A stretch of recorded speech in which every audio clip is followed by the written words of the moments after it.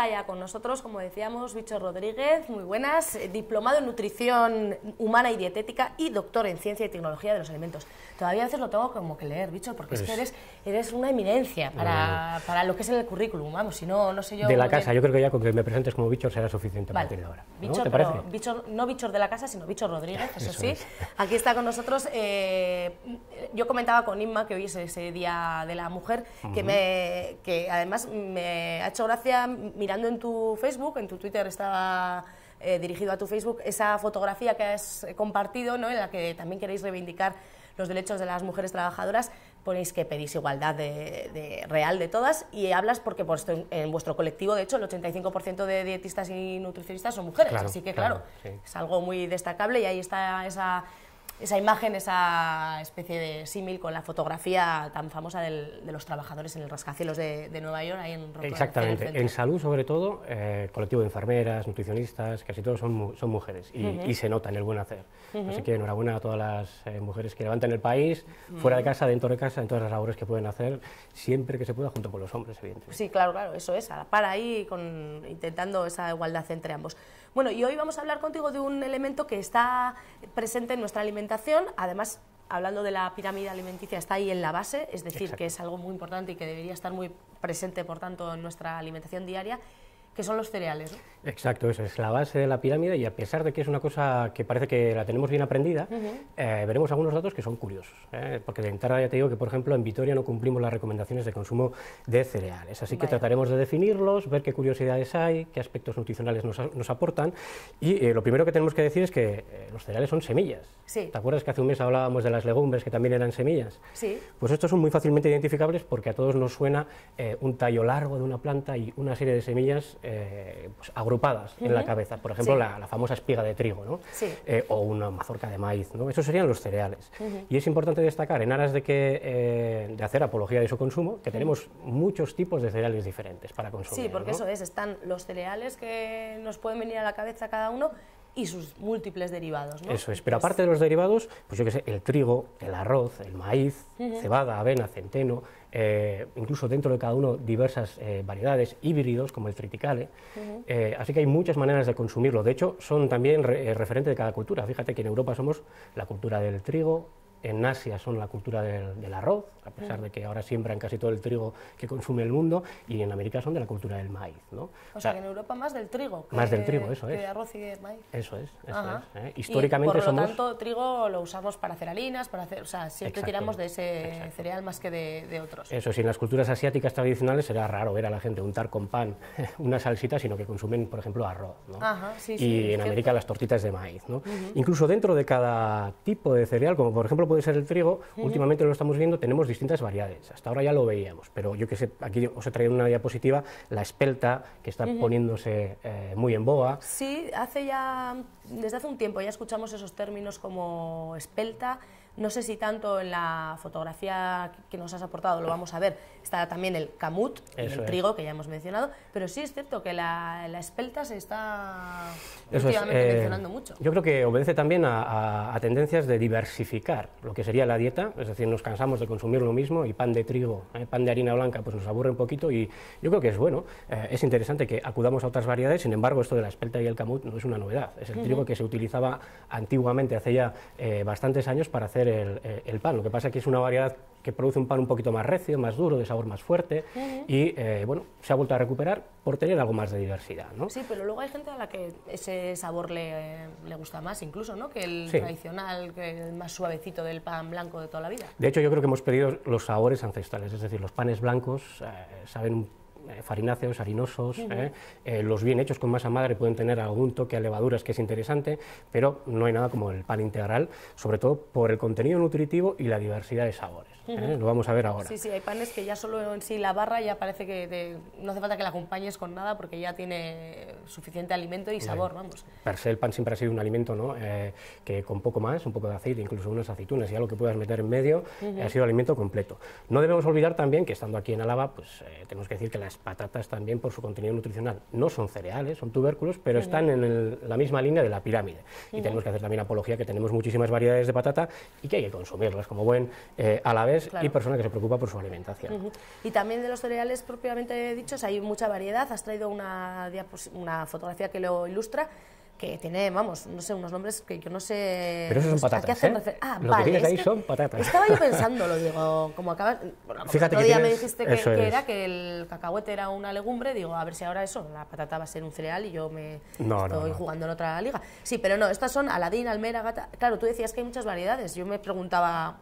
¿Cuáles serán? Aquí las tengo, delante. Sí, y aquí faltan muchas. Aquí tenemos, por ejemplo, un centro de investigación especializado en patata, que incluso ha encontrado, yo creo que se puede decir que ha llegado a producir por hibridación variedades concretas que tienen curiosidades que, bueno, por ejemplo, se les ponen nombres de pintores o de cuadros de pintores, como tienes aquí una variedad que es la Mona Lisa, ¿no? Ah, sí. Entonces, hay patatas que son, digamos, diferentes, ya no tanto por sabores, que sí que tienen ciertos matices, sino porque son más aptas, por ejemplo, para hacer purés o para freír, etcétera, ¿no? Pero bueno, aquí la idea era, a pesar de que estamos hablando de cereales, decir que la patata entra también en este grupo y luego lo veremos, ¿no? Bien. En cualquier caso, los cereales hablabas de que son muy importantes. ¿Por qué lo son? ¿Por qué son tan esenciales en nuestra alimentación? Supongo que en gran medida por su composición, ¿no? Exactamente. Y siempre trataremos de ver un poquito la estructura, ¿vale? Porque la estructura nos da pista de lo que tiene. Esto se parece mucho, lo que te presento aquí, a lo que presentamos en su día con la legumbre. Una semilla va a tener una cubierta externa, que en este caso se llama salvado, que como ves aquí es muy rica en fibra y minerales. Por ejemplo, vamos a encontrar fósforo, algo de calcio.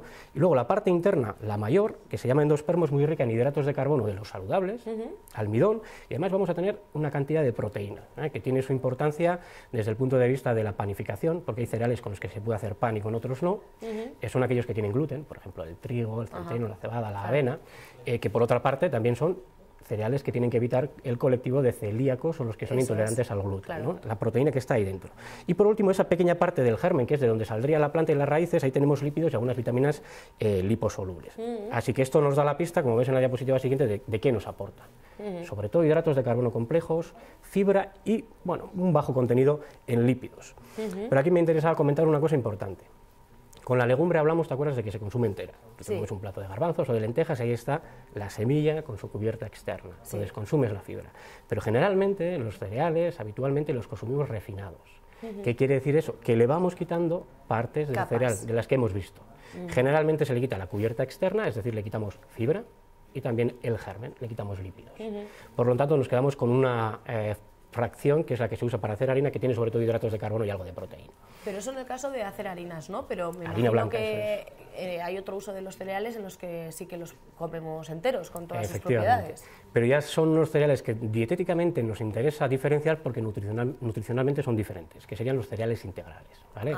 Entonces, a toda la gente hay que animarle, dado que no llegamos a consumir la cantidad de fibra que hay que comer cada día, que está en torno a los 30-40 gramos, a que consuma productos de cereal integrales. Eso es una cosa muy importante, porque va a tener una cantidad de fibra, un aporte de fibra importantísimo. Claro, porque los que vemos en los supermercados, que la típica caja de cereales, que claro, sí se llaman cereales, pero tiene cereal, pero también tiene azúcares añadido y de todo, ¿no? Efectivamente. Todo lo más parecido con un cereal puro y duro es pura coincidencia. Hay que tener mucho cuidado. Estábamos hablando de los cereales refinados. El clásico ejemplo en nuestro ámbito sería, por ejemplo, la barra hueca de Vitoria, esa miga blanca, ese pan crujiente, y luego tenemos los panes elaborados a partir de cereales integrales que serán más recios, serán más sabrosos y serán más oscuros por los contenidos de esas capas externas. Eso es. Pero hay derivados, el pan, la pasta, los productos de panificación son derivados que se toman por derivados de cereales y no lo son, y son precisamente estos que tienes tú ahí en la diapositiva. En esa siguiente diapositiva en la que vamos a ver unas galletas, me parece, y esos cereales de chocolate, ¿no? Que claro, sí, pues puedes llevarte a casa una caja de cereales, pero no es el cereal. La manera de pensar es, están hechos con harina, la harina es cereal, luego son derivados de los cereales, pero por el contenido en azúcar y el contenido en grasa, dietéticamente no son del grupo de los cereales. Estarían, de hecho, en la punta de la pirámide para consumir ocasionalmente y con moderación. Así que cuidado con esto de los cereales de desayuno. Es mejor optar por los integrales, tipo muesli y este tipo de cosas, que sí que son cereales. Pero ya cuando llevan aditivos y cuando llevan florituras, dejan de ser del grupo de los cereales. Y entonces, nos querrías dar una serie de recomendaciones, Eso, ¿no? Lo vamos a hacer saber así. Cómo consumir los que realmente son saludables para Insisto, nos preocupa porque vamos a ver los patrones de consumo de Vitoria. Están en la base de la pirámide y la base de la pirámide dice que hay que consumirlos entre 4 y 6 veces al día, pongamos 5. Si consumimos 5 veces al día o 5 comidas al día, eso quiere decir que en cada comida deberían estar presentes cereales y derivados, sí, ¿no? Al menos una ración, ¿no? Y aquí está la cuestión de qué es una ración de cereal. ¿Cuánto es una ración de pan? Pues os he traído aquí unas fotografías para que veáis que en barras normales, 3-4 dedos de la mano, serían 50 gramos, eso que está en el medio de esa fotografía, y eso sería una ración de pan, ¿no? Pan de molde, un par de rebanadas, aunque no me gusta mucho porque los panes de molde generalmente llevan bastante más grasa, por ejemplo, aunque algunos se echan aceite de oliva.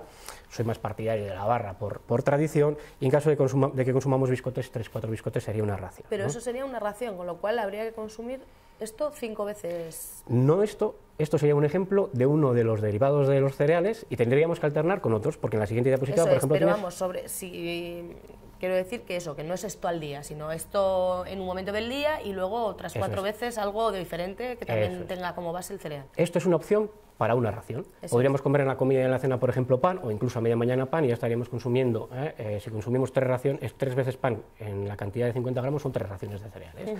Nos quedarían 2. Puede ser pasta, que es un plato, para entendernos, un plato en cocido, eso es muy importante, porque hay gente que dice, bueno, voy a preparar un plato, pongo la pasta sin cocer y después la cuezo, con lo que me salen 2 platos, porque duplica su peso, ¿no? Claro. En crudo una taza, o cocido un plato. Y luego la patata, 2 pataticas medianicas, unos 200 gramos, también sería una ración.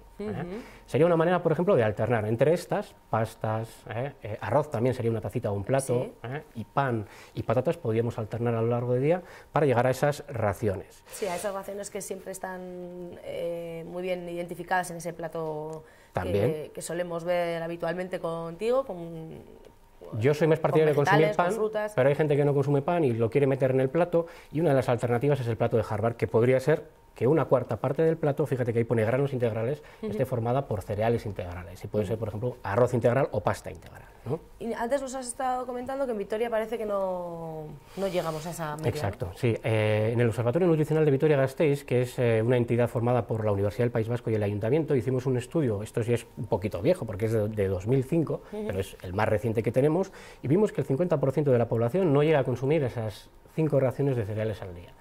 Se quedan generalmente en 4, es decir, están en un aprobado justito, ¿no? Con lo que tenemos que animar a que consuman más cereales y sobre todo integrales. Y en la anteúltima diapositiva tenemos unos datos muchísimo más fiables del colectivo infantil, y aquí el dato es peor. El 30% cumple con las recomendaciones de cereales, lo tenemos en la primera columna. En verde son los que cumplen y en amarillo los que no cumplen. El 70% de los chavales de menos de 17 años en Vitoria-Gasteiz, estos datos son más recientes, a pesar de que son del 2007, creo, no llega a las recomendaciones, ¿no? Y pasa lo mismo con las legumbres, que está justo al otro extremo. Tampoco consumen. Parece que rellenan los aitas de estos peques, rellenan la dieta con demasiada carne, ¿no? Por lo que vemos en Exactamente, aparece ese rojo que es la carne, que ya hablaremos también en su día, y lo que ocurre es que aquí tampoco hemos tenido en cuenta los cereales de desayuno como grupo de cereales, ni la bollería. Que es una de las cosas que se consume como si fueran cereales, ¿no? También, y ¿no? que, claro, no lo son.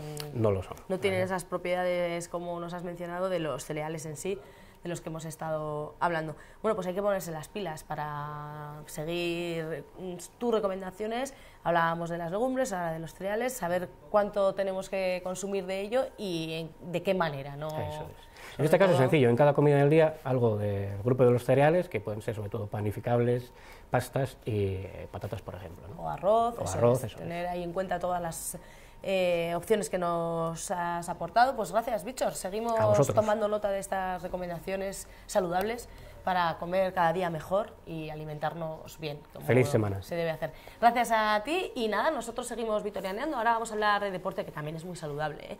Claro, más que hablar de ello, hacerlo, pero bueno, aquí, pues sin movernos mucho y sin ponernos el chándal, John Dos Santos nos trae la actualidad deportiva.